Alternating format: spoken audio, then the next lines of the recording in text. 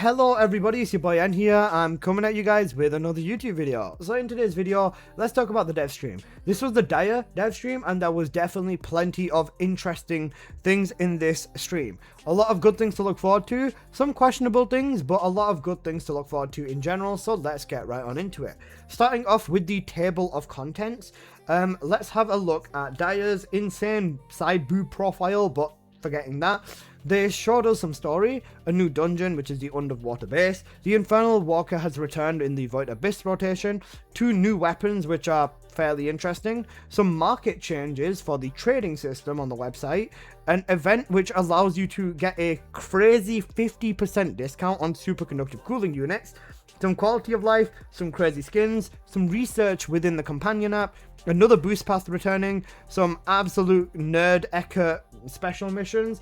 2 really big things though were the weapon rebalance this month, because the hammer and anvil is actually insanity, as well as Gley's rebalance because, well, Gley is eating good too. So let's first talk about some of the things that they have actually gone ahead and shown us. Once they stopped yapping and showing us Dire's trailer for the 5 millionth time, they decided to show us some Dire gameplay. Now, with Dire in herself, we got some very cool things. So, starting off with this, Dire is a chill Descendant, so that was a curveball and a half for quite a lot of people. My own assumption was Dire was going to be a fire Descendant, so yeah, that definitely took us all for a spin. Next up, Dire is scaling on health, which is an interesting change. A little short preview of her character animation. Basically, the spear is a big chill weapon, which is kind of cool. And honestly, they made Dire a very melee-centric Descendant, which is something I wasn't expecting them to do. It does look like she has a fairly unique playstyle, which is something that we can talk about as well. So once they do show us the abilities again, I do have screenshots, but it's easier to pause it. You can see ability 1 is Chill Fusion. So Dire is a Chill Fusion Descendant, which is going to be the reactor you want to be getting. So her first ability is essentially a spear dash forward. The actual Snowflake Clash has fixed range at 100%, but the Snowflake effect has a bigger range, so you can do more AoE with it. So Dire's first ability is a dash, and you can hold this dash to go flying even further forward. Her second ability is an Ice Wall, which basically gives you a little bit of a buff. Her third ability is an AoE thing, and then her fourth ability is a dive bomb or throw the spear for maximum damage. Now, with Dire as well, they did say that her passive is basically what you want to be focusing on to an extent.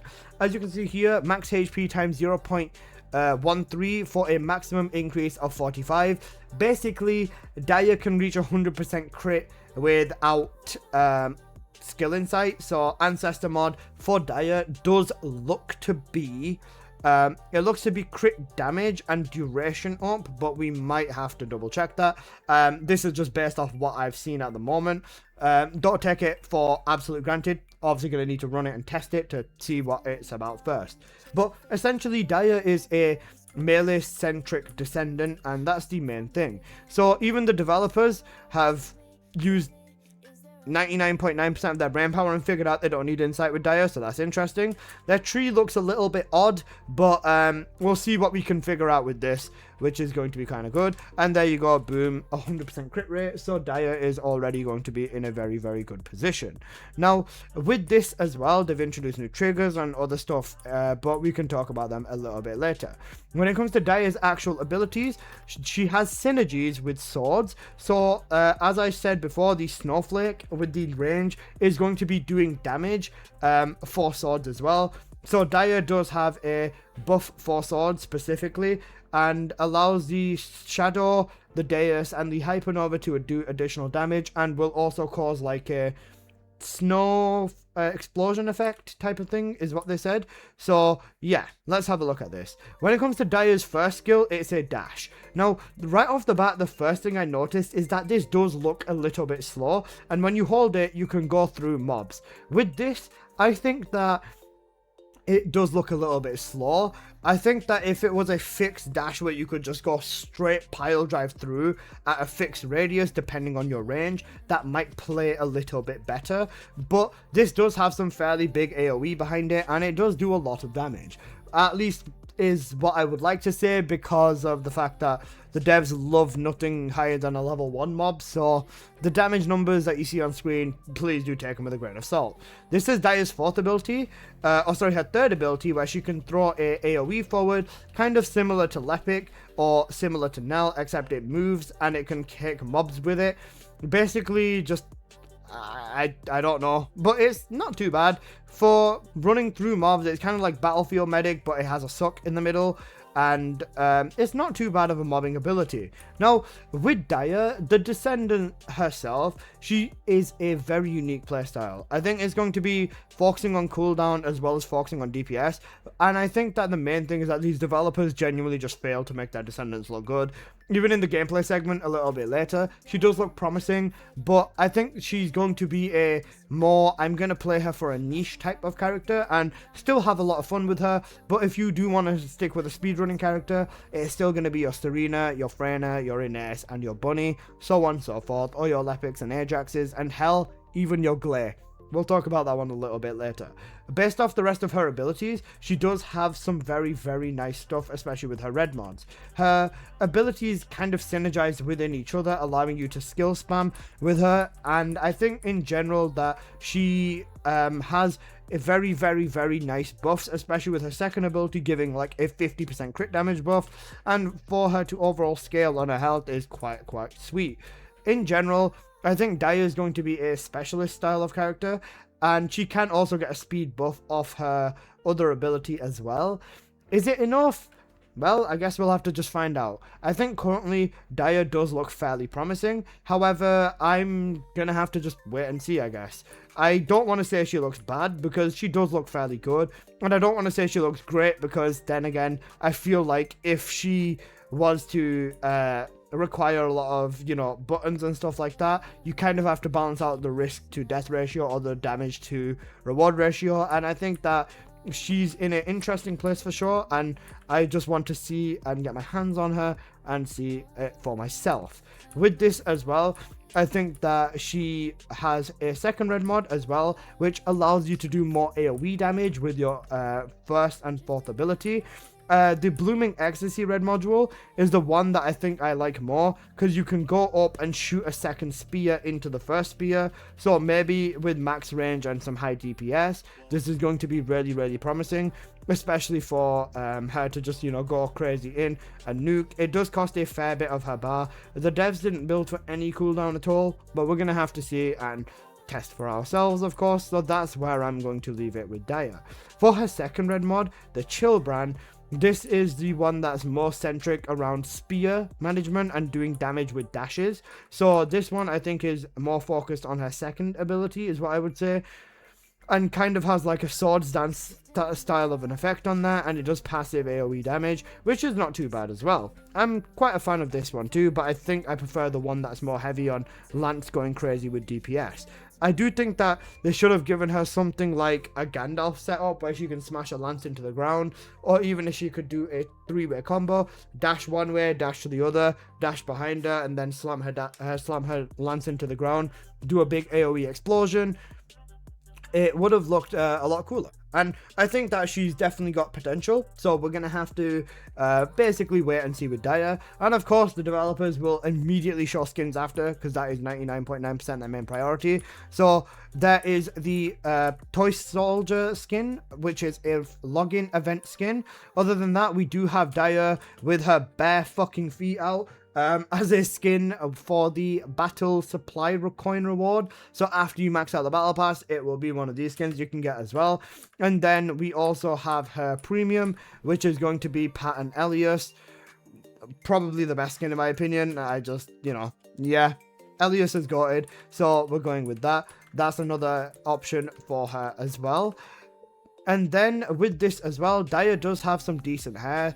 Some decent outfits. I really like this. It's reminiscent of the original Valby Albion Schoolgirls hair, which was an absolutely cracked and genuinely good looking hair. Serena accessories in her hair as well, and the devs like to take their time accessorizing, so we'll leave it at that. So that pretty much wraps up the Daya segment, at least for this video. It's big and it's long, I know, but there is a lot that can be said about Daya, especially when it comes to ability synergies, so that wraps up the Daya stuff as well. Next up, let's have a look at the trailer. So there was a trailer that they showed off over here showing some genuine story importance. So let's quickly have a quick look at the trailer and break it down. You essentially see Daya wake up. You see her eyes. I think her eyes look so cool. So this is the new dungeon with a baby Warcrasher. We're going to call him Baby Wally. So yeah, this is going to be interesting.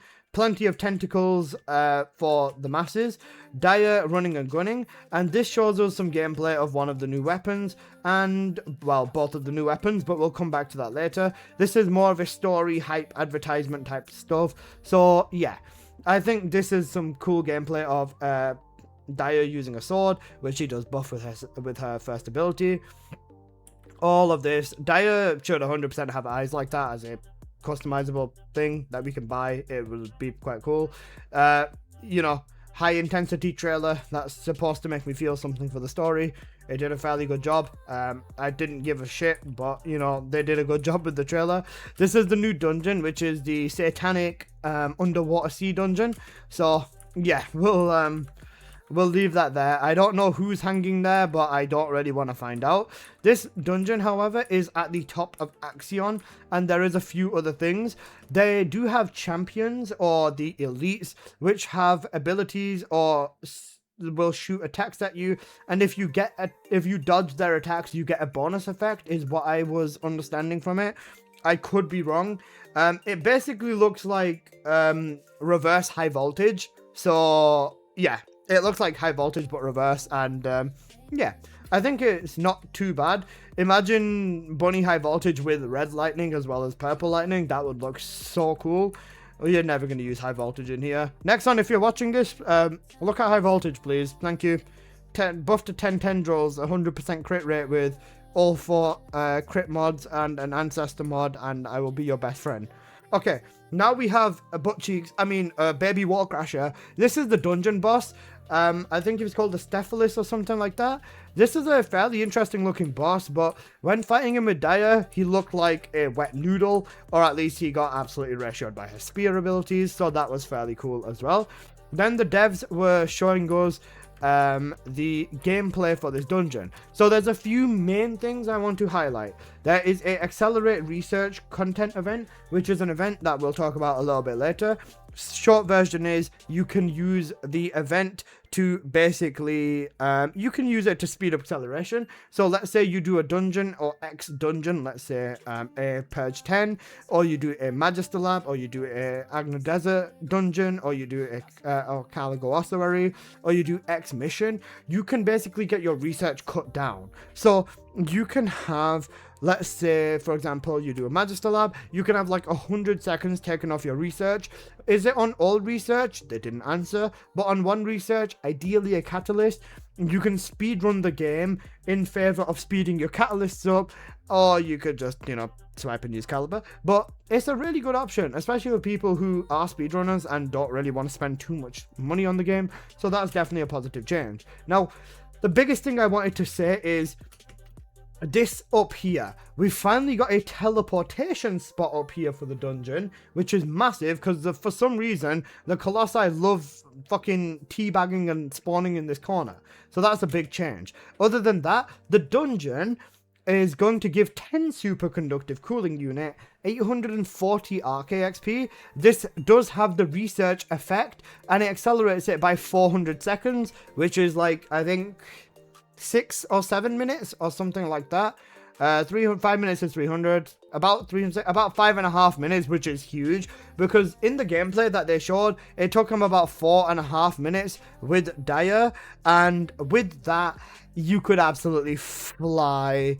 You can fly through this with other Descendants, so yeah, we'll have to see.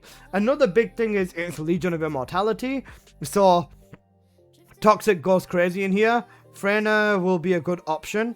and the mobs are level 400, so it'll be around about the same difficulty as Forbidden Sanctuary. As for the actual mission in here, the dungeon itself will give whatever the box is, probably the new trigger mod box, all of Dire's parts, as well as all of one of the new weapons parts as well. So for the dungeon, I'll just let the gameplay play out and we'll talk about Dire. We did spawn into the new dungeon. Nope, this is not Supermassive Receptor. Don't worry about it. We're all good. So let's have a quick look at this. You spawn in the top corner of Axion and basically mobs spawn. It's kind of cool the way they spawn in my opinion, and you can see the devs going straight in with Dire. Honestly, her grouping ability here looks fairly solid. I do think, however, her lance throwing at the ship is fucking dope, and the fact that the lance, even with her first ability, is capable of almost one-shotting a ship, meaty, beautiful. With this as well, I do think Serena is going to go absolutely John Balls ballistic in here, and even Ines. Ines specifically with her bravery setup, or just with her regular setup for mobbing, and then using the shadow to one-shot all of the ships, gonna be meaty. Throwing that spear at the ships was chef's kiss. Let's go with that. And like I said here, Dire doesn't look like the fastest option, but she looks like a capable option, and honestly an option that's fairly fun. If you want to be speedrunning, like I said before, it's not going to be Dire, but if you do want to have a fair bit of fun, Dire does look like a good option. Like I said, Bunny, Serena, Ines, Freyna, Lepic, and Ajax, and Gley, off the top of my head, will be like the best speedrunning options. Hell, even Eugen would probably be really good in here as well. So yeah, there's definitely that. Then you basically go down this really long drop for some reason. Why is it this long? I have absolutely no fucking clue. Then it's basically the same thing as always. Haha, look, there's mobs here and they're gonna get annihilated.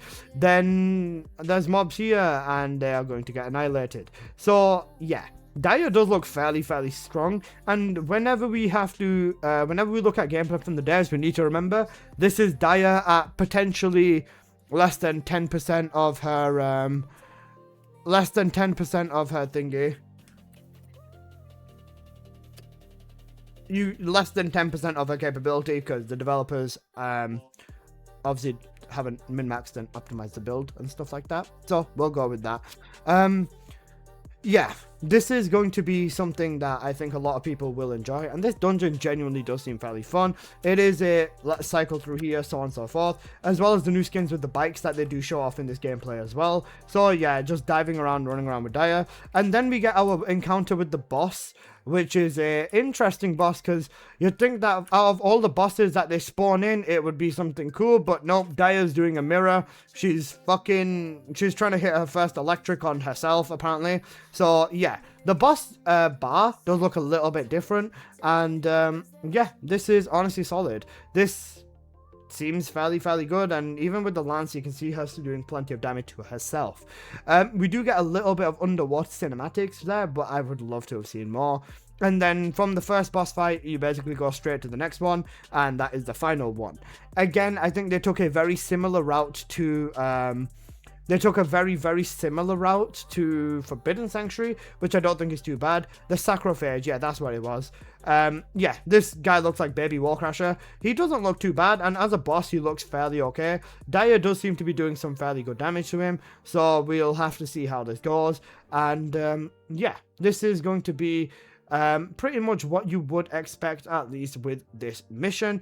There is a mechanic here or something. I don't know. The devs don't know how to fight mechanics or something, and yeah, we can just ignore the mechanics and shoot your spear at him and you're basically good to go. So this will pretty much summarize the entire part of the flipping dungeon. Not too bad, and like I said, with the devs, it took them about just shy of 5 minutes with Dire whilst they were running around. I think with other Descendants, 2.5 minutes or even sub 2 minutes would be possible. So that about wraps up the segment for the dungeon as well. Two very long segments on the weapons and on Dire and the new dungeon, but the rest of this should be fairly smooth sailing. So let's take it from here. Now we have the two new weapons, the Cum-Buster and the Eye of the Storm, or the Eye of the Typhoon, which is what it's called in actual practicality. Now These two weapons are interesting because they are very, very hyper-specific, is what I would go with. When it comes to actual gameplay, oh, what the flip? Okay then, amazing. The game just absolutely cooked my time frame. Nice. Okay, well, back to where we were.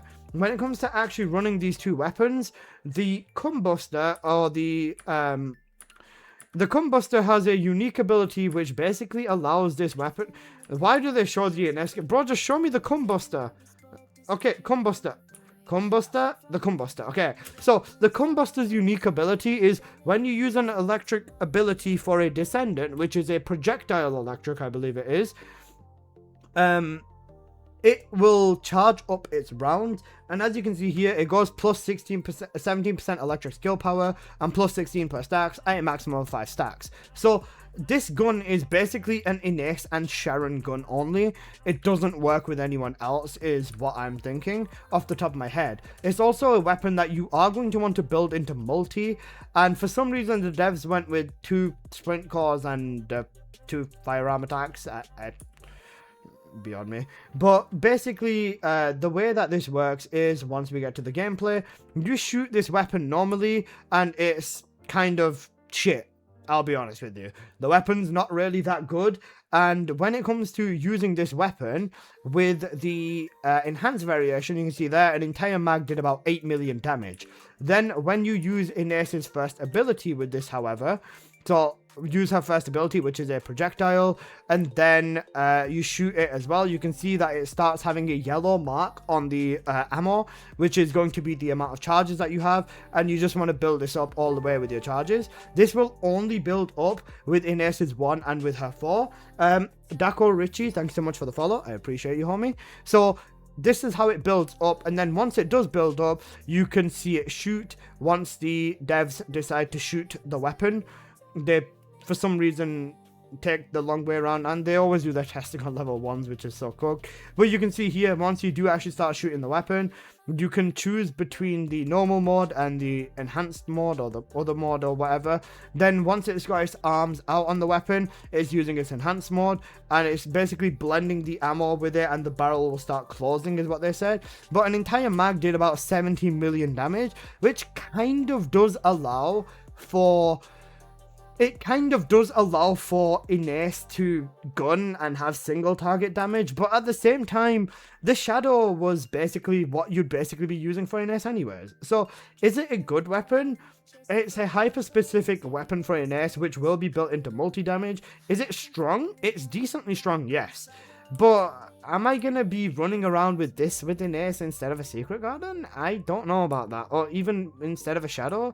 I'm going to have to wait and see. They said that this weapon would match the Shadow, which I think is insanity, because the Shadow is capable of absolutely pile driving every mob in the game. So that's going to be something that is going to be very, very, very interesting, at least. So that wraps up the E-Blaster, or as I like to call it, the Cum-Buster. So next up, let's have a look at the Eye of the Storm, or the Eye of the Typhoon is what they called it. So they use this with Enzo because Enzo is absolutely amazing and the best thing they've ever done in the last 8 years of ever making. Okay, right, let's talk about it. So it's got a crazy big UI, and it looks like something. It looks like a shark. It looks cool. It's a fairly nice looking gun. So how does it perform? Let's find out. The unique ability on this weapon is basically the same principle. You shoot it, you build up the storm energy, and then you do big storm. Now, when you see a weapon called Eye of the Typhoon or Eye of the Storm, I was expecting this thing to shoot out like a black hole and suck mobs into it. Like, imagine a gun that just shoots out something like this, or like the plasmatic discharger from Fortnite, and just goes, drags everything in, and poof, it doesn't survive. That would have been absolutely amazing. But would they have done that? No, because this is the next one we're dealing with. So what does the Eye of the Typhoon have to offer? Well, when you shoot it, it shoots like this. It will basically just be a beam. It's kind of just another variation, or an odd variation, of the Kingsguard Lance, if you will. I don't know. I don't know. It looks cool, but like I'd just rather put a Kingsguard Lance in the middle, honestly. But the damage that it does is very, very promising. And again, it does look like a multi-hit setup. So, yeah, this is a fairly decent looking weapon, and then once you switch its mode into the Typhoon mode, it basically does the it shows it in the UI by having the big 150 there, and it will also be like this and start going in with this, and the damage on it is, well, it looked the same to me, I'm not gonna lie. It kind of looked the same to me. It's not looking good, bruv. This weapon is kind of looking like something that comes out of your ass after you've had too much curry. It's not looking good, bro. In terms of how it's actually performing, I'm assuming they'll probably buff it or something before release, but as far as the Eye of the Storm goes, it looks more like the eye of something my dad feels every time he looks at me. Disappointment. Now, does this weapon get any better? No, because that's pretty much all that they showed on it. So that covers up this weapon entirely as well.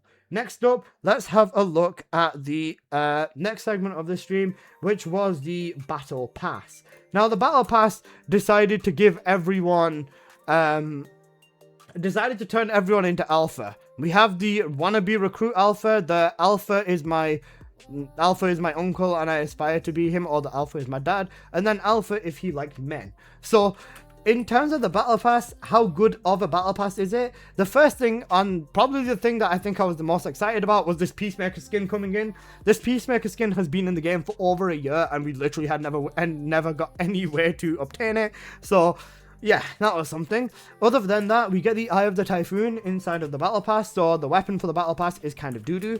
The emote that we have is a dap up emote or something like that. This is probably the best part of the Battle Pass, honestly. I'm not gonna lie to you.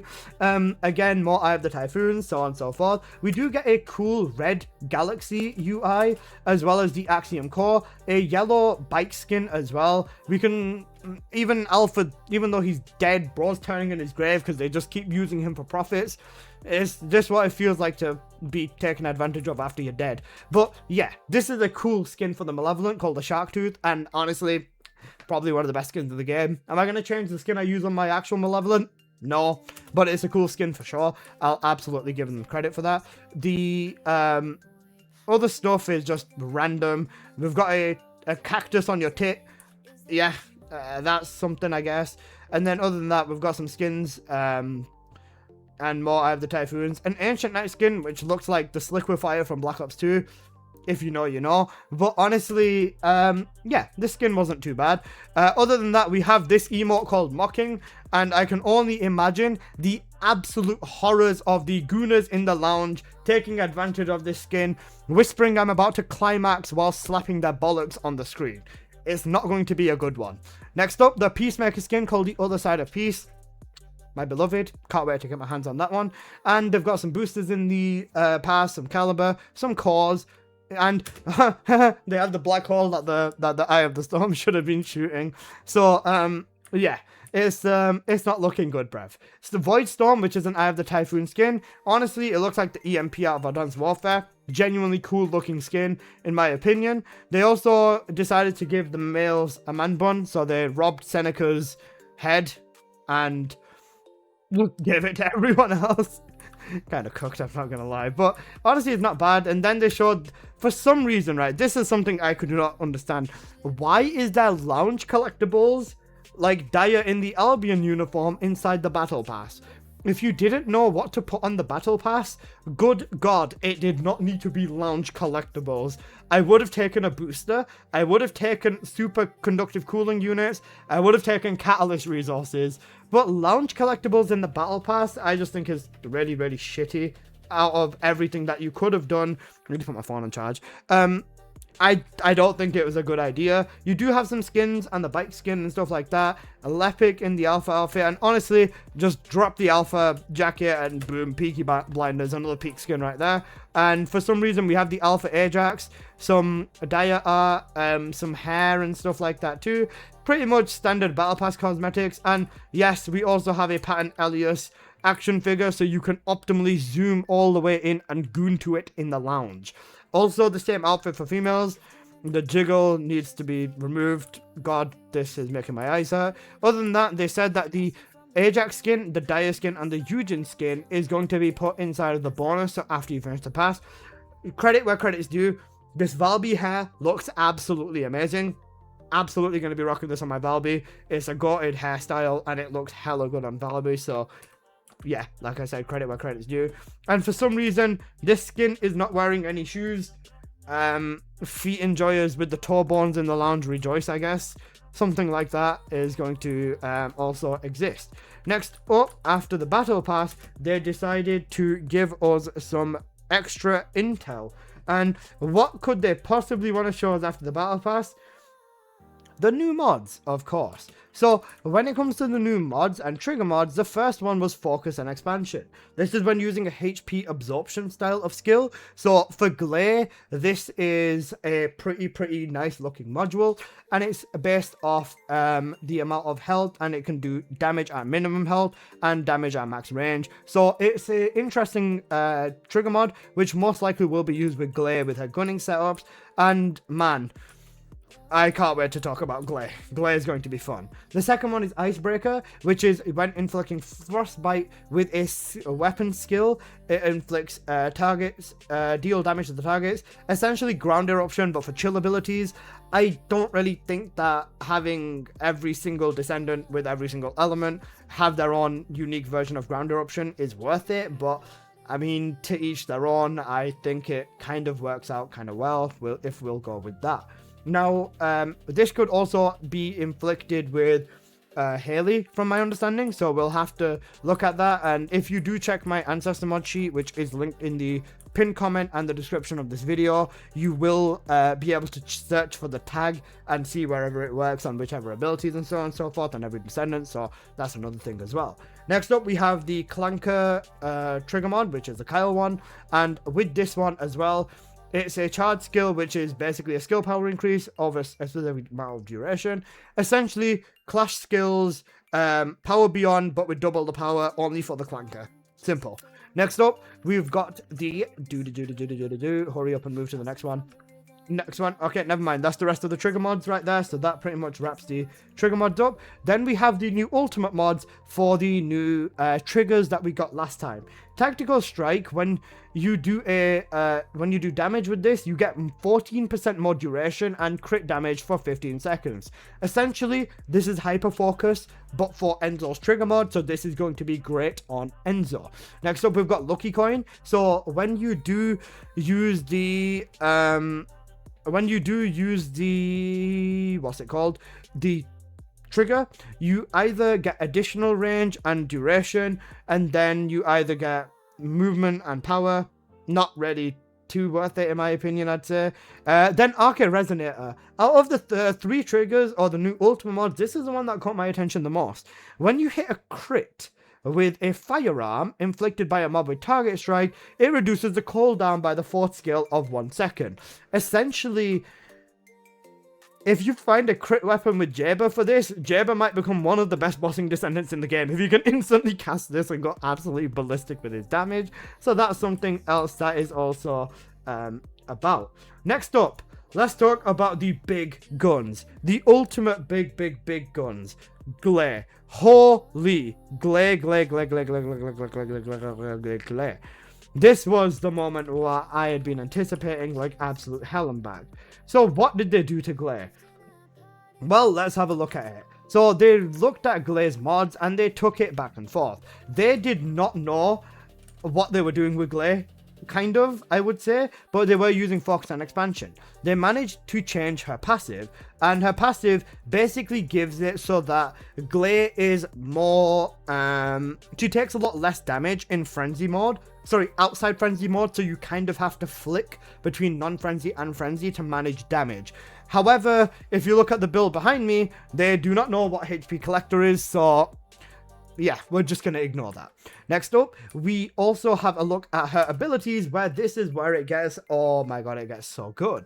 So with Gley's base frenzy, you get a 50% firearm attack increase, an 80% explosive increase, and 81 penetration. I don't know about you, but getting penetrated sounds like a pretty good time. And The 80% explosive means the relic is still a viable setup with Gley. However, we get way more damage across everything. And if you think it gets better over there, oh, no. They were not done cooking. With her second ability, they kind of readjusted Life Siphon so that if you do hit a mob with Life Siphon, it will essentially inflict more damage, and that's pretty much it. It's not a drastic change on this one, but it's still a good one. On her third ability, you get a 10% crit rate, 10% crit damage, 10% weak point, and this was the absolute kicker for me. You have scaling based on max HP times 0.7 with a max damage multiplier of 280%.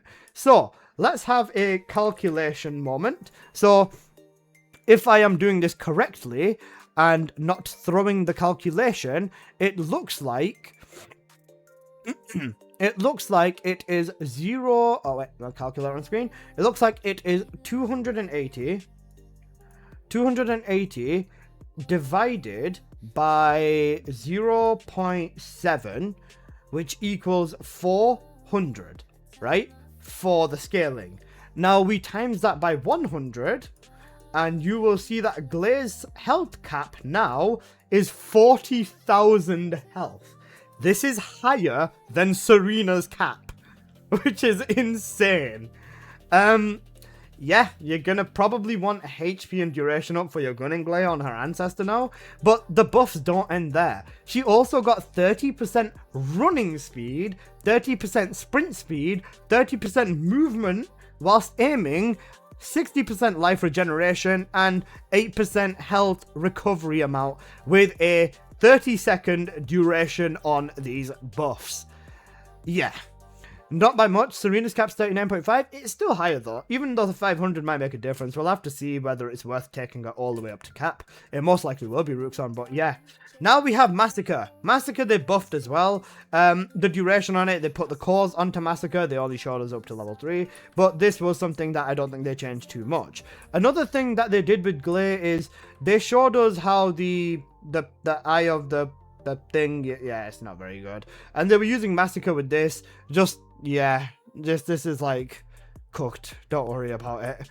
This is cooked. Don't worry about the gameplay. Another big thing that they also did is they kind of looked at the red mods as well. Massive Sang now also does a little bit more from my understanding. I kind of missed what they did on Massive Sang a little bit, but Super Senses has also gotten a nice change as well. So Super Senses has damage reduction on the second ability and also gives you a little bit more of a return outside of frenzy mode.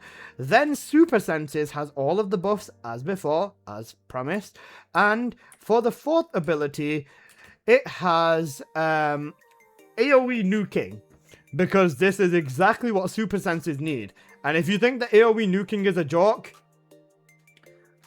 I don't joke when it comes to Gley.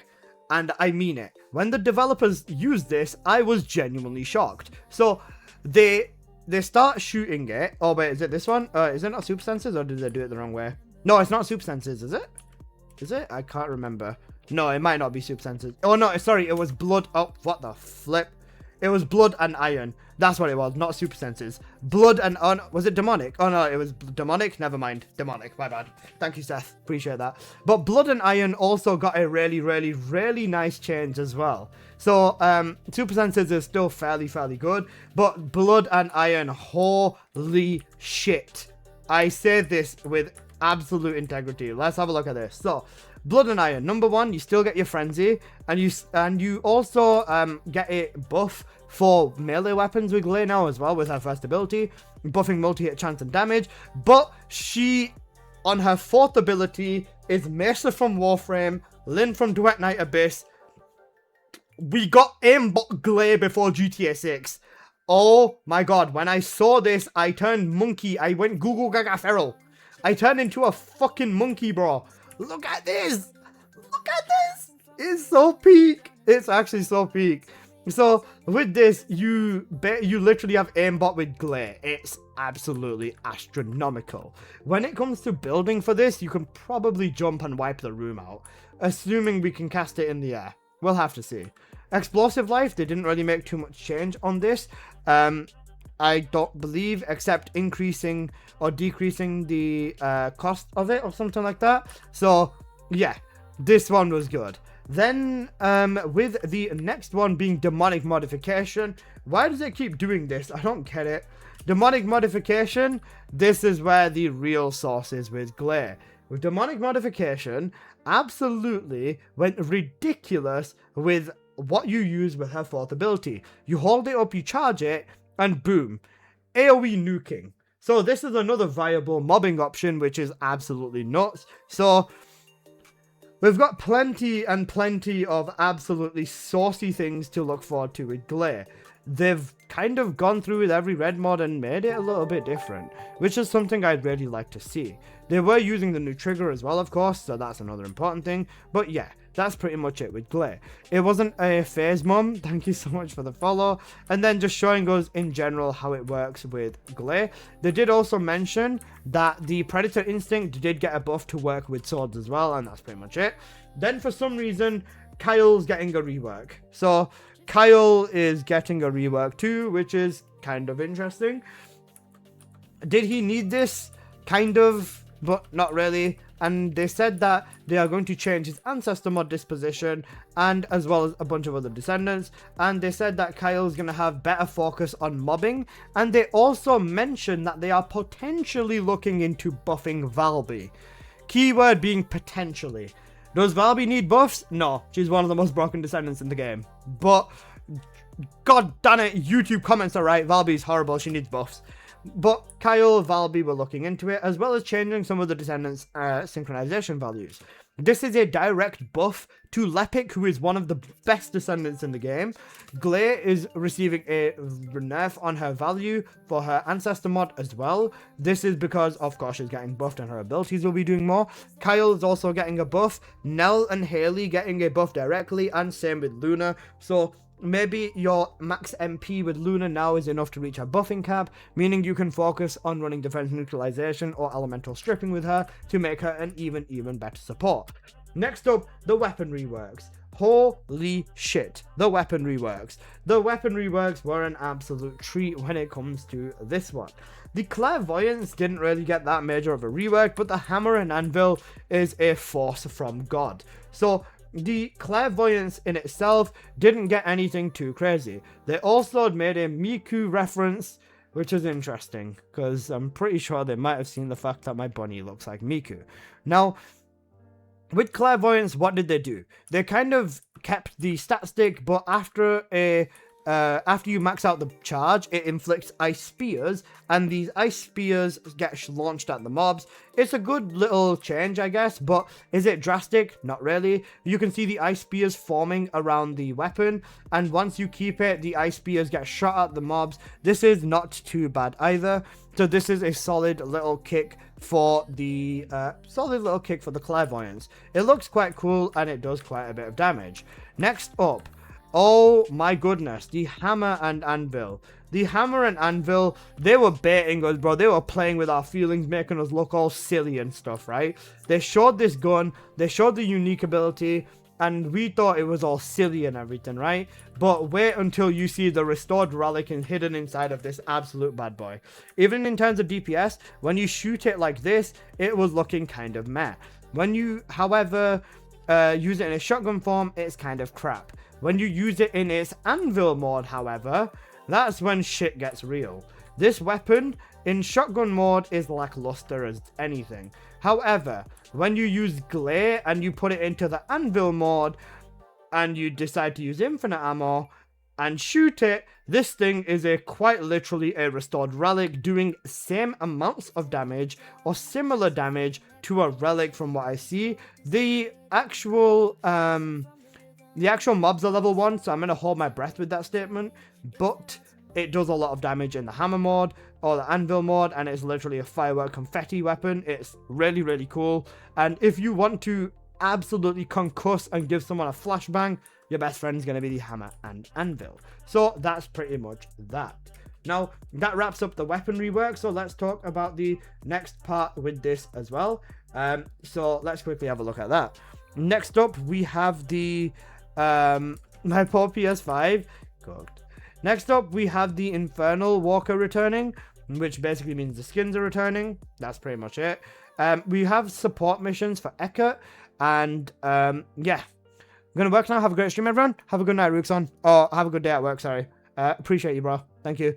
Then you have Eckert with missions for the Descendants and stuff like that in the early game. So this is a nice way for new players to catch up. You can do specific missions and get the dogs, get specific Descendants. It's a nice little catch-up method for most people. So that's pretty much that.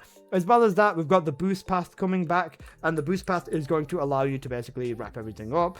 And yeah, this is a pretty interesting method for the boost path.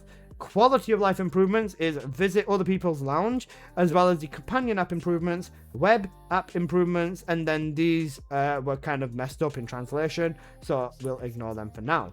Now, when it comes to the first improvement, it's going to be the website, or sorry, the app improvements. You can now complete research and start research from the app, meaning if you only logged on to make Catalyst, you don't need to log on anymore. So yeah, nice and easy. You don't need to log on to get your skins anymore or to get your research. You want to make a Catalyst from your phone, you can do it. The website as well also has gold, purple, and blue stat marking, as well as stat filtering, so you can find the rarity you want, and you can also filter the stats that you want, which is an absolute blessing in disguise. These developers finally made this a thing, and we've been asking for this for the longest time, or basically since this was added into the actual game or trading website. Next up, let's have a quick look at the skins. So the skins for this one is going to be honestly kind of interesting. So they showed us some premium skins. They showed Gley the horse skin. They also showed what else was it, Luna the horse skin. Then we also got, okay, my game's tweaking, we got the Ines looking like a donkey skin. We got the Serena, the absolute horse skin. What else did we get? We got Harris, the midlife marriage crisis problem skin. We got a new emote. The emote is questionable for sure. Yeah, to each their own. It's got its own song and stuff like that. It's basically going to be like the other emote, but probably even more annoying. Other than that, they showed us some bike skins for the Vortex skins and stuff like that. These skins are kind of back and forth. They had a Bumblebee skin as well for the bike and some more bike cosmetics. Honestly, the bike cosmetics ain't too bad. The Honeybee it's called, or the Hoverbee they called it, I think it was. Honestly, cool looking bike in my opinion. Definitely not the worst thing that they've done. So we'll go with that. They also have the Mecha Furry Ajax suit. I have a feeling if we make this all black, it might look like a Black Panther. So maybe a potentially actually cool skin.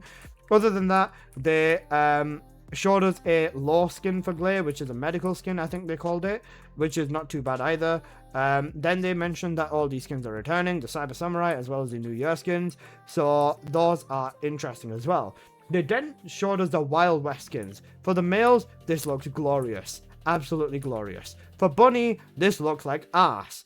Do you want to know what does not look like arse though? Sharon undoubtedly has the best skin. And honestly, this is the skin that I should have just given to every female, because this looks so damn cool. I'm definitely buying this for Sharon.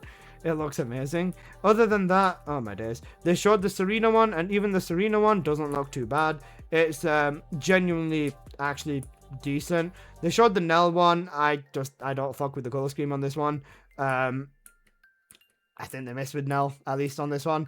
Then they showed the Dire one. Again, I'm not a big fan of it, but you know, it is what it is. Personal preference when it comes to that. Then they also showed us some concept for some upcoming skins as well. The samurai skins or cyber skins. Oh my god, this one skin here, which I think is for Dire, is absolutely fucking insane. Jessie from Toy Story Pog, yeah, cooked. This skin looks hella cool. I remember that. Then they also showed us the skin trailers coming up, which is absolutely ridiculous. Skin trailers, so we've got Android 18 coming on the 3rd of March, the skins from the contest, the Robo Dog, the dress skins, I think they called them, I don't know, and then some sports skins again over the next 2 months, so you know, they got to show us where. Also guys, please tell your friends to return and come back to the game. Please tell them to return. Please play the game. Please spend money. all of that. They also showed in some login events, which are very, very cool. You can get Ancestor mod blueprints, it says on there, which was a typo, I believe, so Catalyst blueprints and other blueprints. You can also get the weekend boost, so you can get more gold inside of breach tracking, which is a nice touch. Then they have an acceleration week, so you basically look at the acceleration event from here. So from my understanding, the acceleration event was basically this. So you look at this and you can see how much time it's completed by, or how much you can speed your event up. And with this as well, you'll see that if you do a void vessel, you can speed it up by like 6 minutes, so on and so forth. It's basically play the game in favor of speedrunning. The funniest part of this is Purge stage 10 takes about 50-60 seconds to complete and accelerates by 100 seconds, which is not too bad. And then they also made the mistake of Axe Converter as well, so they showed it again. Axe Converter Power Station is another mission that we unfathomably have to live in, and it can be completed in under 60 seconds, and you can also get a 100-second speedrun off this. So basically, Axe Jail is going to have a lot more meaning when you put a catalyst on, and I don't know why it keeps effing doing this, and it's really annoying me at this point. But yeah, other than that, they showed some innate login event, and you can get some skins and an Ancestor mod box.